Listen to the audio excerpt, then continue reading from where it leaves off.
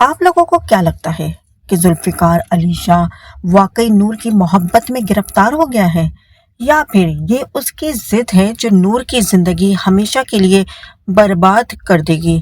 برباد تو خیر اب بھی ہے نور سالار کے ہاتھوں، لیکن یہاں ذوالفقار کی اتنی زیادہ اس کی زندگی میں مداخلت ایک بہت اہم طوفان کی طرف اشارہ کر رہی ہے۔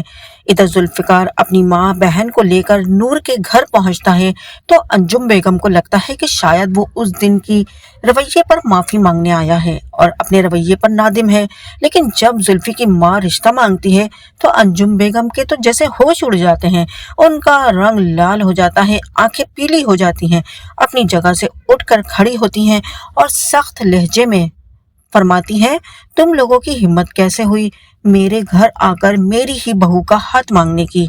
یعنی کہ ہاتھ نہیں، زلفی تو پوری نور مانگ رہا تھا، لیکن یہاں پر انجم بیگم ہتے سے اکھڑ جاتی ہیں اور زلفی کی ماں کو صاف صاف الفاظ میں سمجھا دیتی ہے کہ دیکھو بھائی، میری جو نور ہے نا، یہ میری نہ صرف بھتیجی ہے بلکہ یہ اس گھر کی بہو بھی ہے۔ سالار سے اس کا نکاح ہو چکا ہے اور ابھی رخصتی نہیں ہوئی ہے، اور یہ ہمارے خاندان کی بہوؤں کے دوبارہ رشتے نہیں کیے جاتے۔ میری سمجھ میں ایک بات نہیں آ رہی، نور کا نکاح ہو چکا ہے اور رخصتی نہیں ہوئی اور رہتی وہ اسی گھر میں ہے۔ میں تو اتنے دن سے یہی سمجھ رہی تھی کہ یہ باقاعدہ میاں بیوی ہیں اور رخصتی بھی ہو چکی ہے، لیکن یہ ایک الگ معاملہ ہے۔ لیکن یہاں پر ذوالفقار کی ماں جو ہے وہ بہت غصے میں آ جاتی ہے اور زلفی کی ماں کہتی ہے، ذوالفقار تم مجھے کہاں لے آئے ہو؟ اس عورت کو بات کرنے کی تمیز نہیں۔ ذوالفقار علی شاہ خاموشی سے یہ ذلت برداشت کرتا ہے اور اس کی نظریں جو ہیں نور کو تلاش کر رہی ہوتی ہیں۔ ادھر سالار چھپ کر یہ سارا معاملہ دیکھ رہا ہوتا ہے۔ باہر آ کر اس نے اپنی ماں کے کان بھرنے شروع کر دینے تھے۔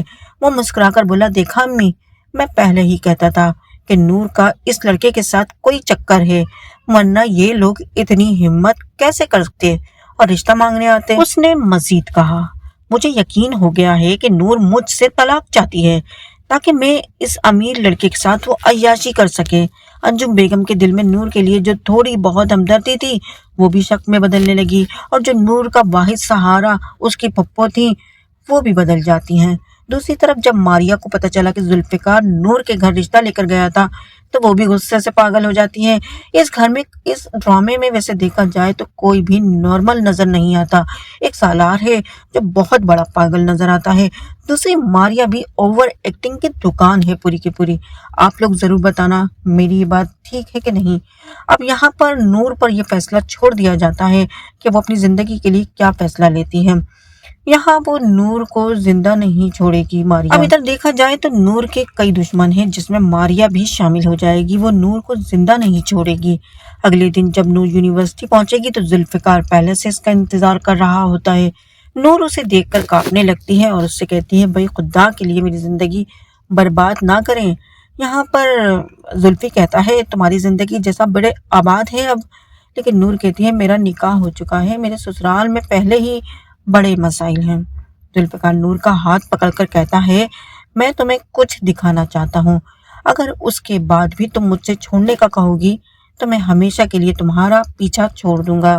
نور اس کے ساتھ چلی آتی ہے اور ادھر زلفی اپنے کمرے میں نور کو لاتا ہے، جہاں پہلے ہی حور کی دیواروں پر تصویریں لگی دیکھ کر نور کے قدموں تلے سے زمین نکل جاتی ہے۔ نور حیرت سے دیکھتی ہے، کہتی ہے، یہ میری بہن حور ہے۔ ذوالفقار یہ سن کر چونک گیا۔ نور نے بتایا کہ مرنے سے پہلے اس کے والد نے اسے بتایا تھا کہ اس کی ایک جڑواں بہن ہے جسے بچپن میں کسی اور کو دے دیا گیا تھا۔ ذوالفقار نے روتے ہوئے کہا، حور میری بیوی تھی، ہم ایک دوسرے سے بہت محبت کرتے تھے، اور جب میں نے تمہیں دیکھا تو مجھے لگا کہ میری حور واپس آ گئی ہے۔ نور کو اب ذوالفقار کی دیوانگی کی اصل وجہ سمجھ آ گئی، لیکن اسے اپنے شوہر سالار کا بڑا خیال آیا اور وہ دوبارہ سے خوفزدہ ہو گئی۔